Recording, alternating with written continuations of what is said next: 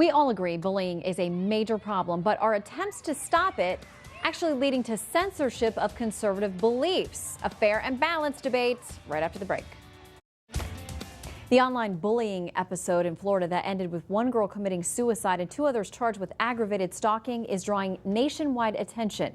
Cases like these make anti-bullying programs seem like a step in the right direction.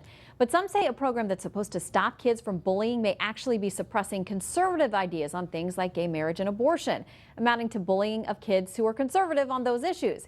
Joining us now for a fair and balanced discussion and probably debate, Fox News contributor and radio show host David Webb and Mark Levine, radio show host and former House Judiciary Committee attorney. Welcome to you both. Thanks, Shannon.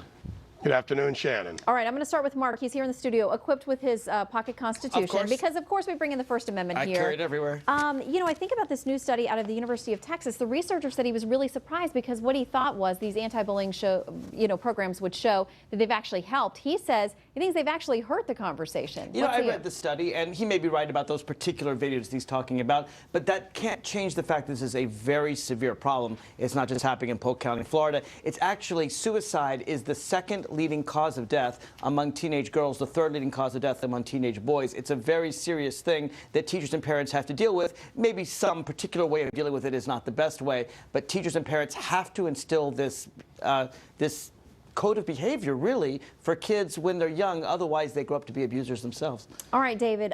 One administrator who read this study and was responding to it said that, you know, it used to be on the playground when kids in kindergarten, you know, somebody called someone a name or something like that. It was a teachable moment, but he says he worries now that it has to be documented, reviewed, resolved by everyone. They have to go before an anti-bullying specialist, a principal, a superintendent, the Board of Education, and the little kid could end up getting kicked out of school. Well, what we have here are two things, Shannon. One, children absorb everything that's thrown in front of them, good or bad, especially at a younger age. So we have to be careful of trying to legislate behavior rather than deal with children as children, whether it's parents or teachers. Bullying's not new, and extreme cases are not new, and they're tragic, and they shouldn't happen in either case. But trying to get bullies to change their mind until they evolve, grow up, or are confronted or challenged is nothing new in our society. That's usually when the dynamic changes. When it comes to the broader context of trying to write these broad laws, it doesn't work. Again, you can't legislate behavior, and trying to use it to suppress anybody's right to speak is something that should not happen. The problem we have here is we're trying to take this as if we can make people behave the way we want them to, rather than deal with societal issues as they happen. We can be preventative, but let's not get into the point of limiting First Amendment rights, limiting people's right to speech. And frankly, parents and teachers, teach your kids how to deal with situations. Stop looking for a law to teach your children something. Yeah, and I mean, Mark, maybe that's a good point. This is the kind of thing that needs to be taught at home, and maybe it's not anymore. But we see in some of these cases in some of the schools that kids who want to put on pro-life displays, people who are pro-Second Amendment, those kinds of things, things that are viewed as more conservative viewpoints, that in some cases the bullying stuff is being used against them so they can't speak their positions. We need to make a very clear distinction between attacking someone for who they are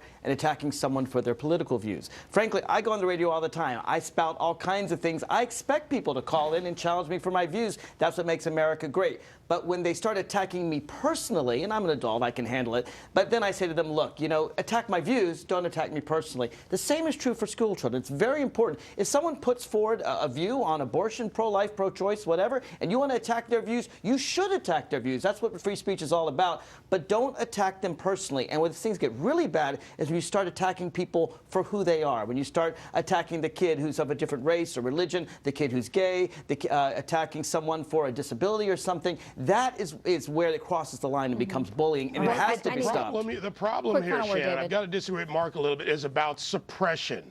All right? Suppression, regardless of the view, is what's going on. And if someone goes out, and I mean, some of the ridiculous cases, a kid draws a gun on a piece of paper or something that looks like it, or makes they it go out of after him.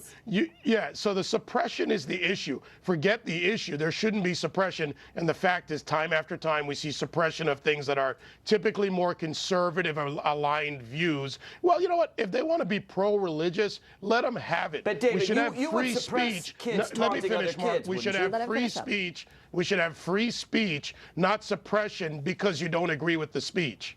All right, we are out of time, so we got to leave it there. Mark, All right. I see you chomping at the bit, and you do have your Constitution with you I there. do. David, he's got it right here with him. Thank you both very much for Thank the you, discussion. Good We to see appreciate you, it. Shannon. You too.